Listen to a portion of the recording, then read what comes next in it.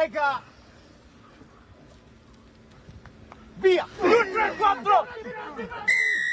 I ragazzi li vedo pronti, sappiamo che è una partita del Sei Nazioni, sono tutte difficilissime, però il nostro obiettivo è essere competitivi, restare attaccati al risultato anche con una corazzata come l'Inghilterra e provare a fare il colpo. Ultime rifiniture, ultime strategie e poi sarà il campo a parlare e non un campo qualsiasi. Lo stadio di Monigo può essere come sempre il 16° uomo a supporto. Stavolta i colori da tifare non sono quelli bianco-verdi del Benetton, ma l'azzurro della nazionale Under 20 impegnata nel Sei Nazioni con l'Inghilterra.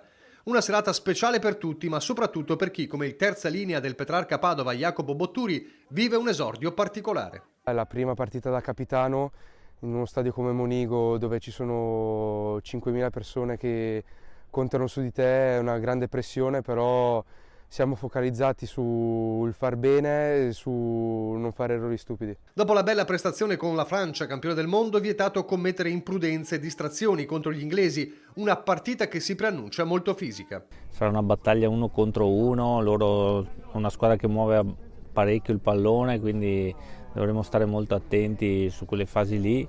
E per il neocapitano Botturi, 20 anni solo da qualche giorno, potrebbe essere la ciliegina sulla torta. Ho fatto 20 anni, ai ragazzi a cena hai chiesto un regalo speciale, vuoi dirlo anche ai spettatori? Sì, ho chiesto di regalarci questa vittoria, di regalarmi questa vittoria, perché di sicuro una vittoria in casa a Monigo con l'Inghilterra è una cosa che si può solo che sognare. Via! 1, 3, 4!